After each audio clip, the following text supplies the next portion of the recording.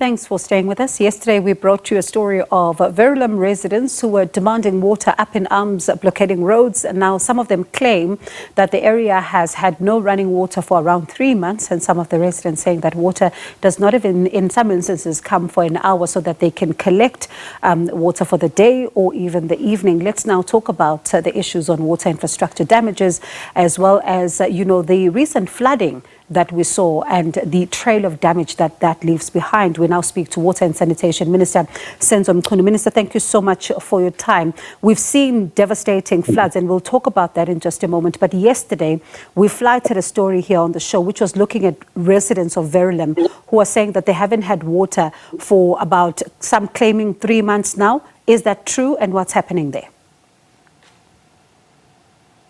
Well, we are monitoring the situation, are in touch with both the municipalities, the Water Service Authority, but are also in touch with the port, Tugela, the acting CEO, and the engineers. But we are also in touch with the residents themselves. Indeed, it is correct that from around October, there are allegations that they haven't had water, which is a very, very, very serious matter from where we sit. But eThekwini and Umgeni, Utugela, are attending to the matter.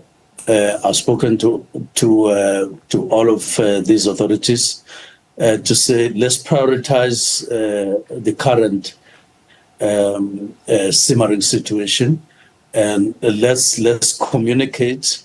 Let's do everything so that people see that we take the current situation very seriously. Yeah. It might be a situation following floods, which are not planned for, but once the problem has happened, let's not waste time explaining problems. Let's get to so that's why we now have the date of the 28th that technicians have given to me and officials, that they expect that if the matters are long, they won't go beyond the 28th to resolve. So the 28th of which month, Minister? Pardon me, 28th of which month?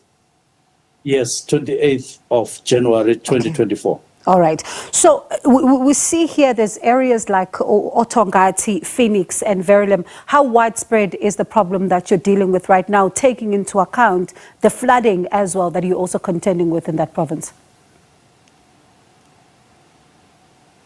Yes, honestly, the areas that you're talking about are only in the north, that is north of the CBD. They're quite just a line, Phoenix, then followed by Verulam and Otto, and then up to Verulam in the further north. But the problem doesn't end there. From the information that we have collected from eThekwini, in the south, there are various areas from around the Spingo down to Nkomazi that have been affected by the floods. Some of them have, eThekwini has been able to restore water supply, but in others, it's work that they are continuing to do, depending on the extent of the program.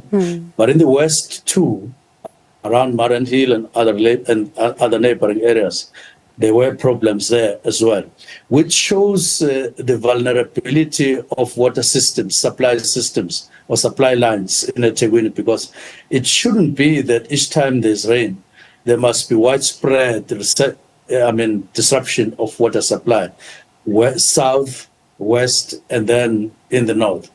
But what we can say about the north is that we are quite deeply concerned that as from the floods of 2022, we have not quite, eThekwini has not quite completely overcome the problem, especially in and around Otongati.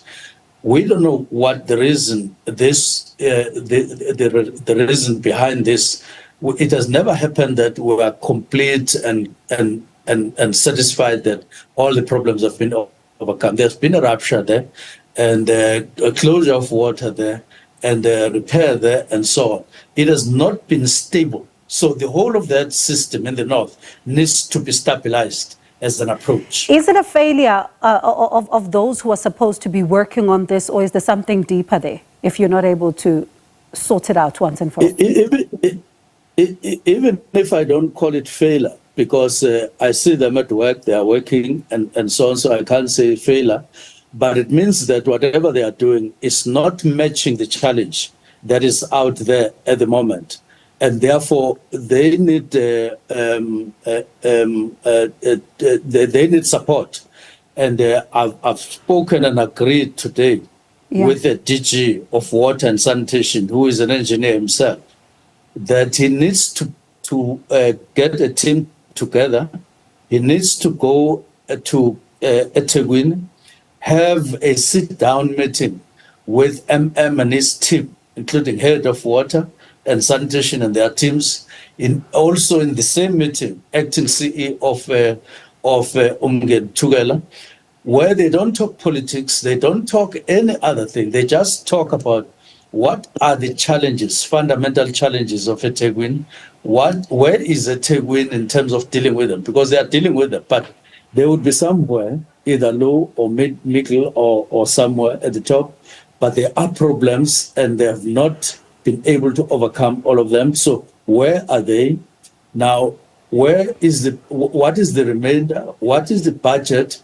What is the time frame? Because you can't deal with water forever and ever. Yeah. You've got to tackle your problems, give them a time frame, because we can't say to people, we don't know when your problems will be over. So, there are people who don't have water. As we talk, it's quite a serious matter. Yeah. That's why we're taking this measure to say there must be a meeting where discussions are only from water engineering point of view, nothing else. So, Minister, Yes. I'm listening to what you're saying, and really residents are probably watching tonight, and they're saying they appreciate what you are giving as an update right now. But some of the residents are saying that they've been trying to get the city, they've been trying to get the provincial government to assist them when it comes to some of these water issues. I'm listening to what you're saying, and really, as you say now, you need to come in order to be able to have interventions. Could it be that they're not explaining to the residents what's going on because they themselves don't know? I've been made to understand via various organizations on the ground in the north and individuals that communication has been very, very scarce. They have put that on the table to say they don't have adequate communication. In Verulam, they have formed themselves into a water crisis committee, which we appreciate. And we really have to work with them because they're on the ground. And they may as well get us talking because we've got to talk to them, particularly eThekwini municipality, because there is no choice. They've got to, mayor has to communicate, has to communicate, water, the head of water has to communicate. There's no two-way about this. That's why I said openly that as long as communication is not effective there, we are going to put pressure on eThekwini. I will be talking to Mayor in the afternoon to say, Mayor, you've got to communicate with eThekwini physically and otherwise, and your team. You've got to go there yourself. The reason why you see things happening this way is because eThekwini is a water service authority, meaning in the constitution, in the legislative framework currently, they are an authority competent and designated to do that. Now, minister doesn't have a way of intervening directly. We're reviewing that legislation because it's very limiting.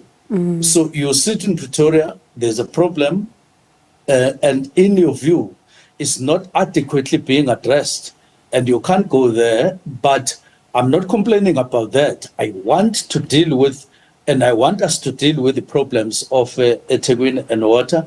And we have said, it's not a question of undermining anyone. It's not a question of wanting to take over their work. We recognize, we respect, but problems of not being able to supply water to communities currently have to be addressed, and they have to be addressed by all of us as a sector, supporting one another, and it has to be done as urgently as now. That's why we're saying the team must go there first, and then after 2 days or so, they will then bring us down to present to us what are the fundamental or root causes on all aspects that we're interested in. But by then, they must have dealt with issue of providing water to communities as we speak.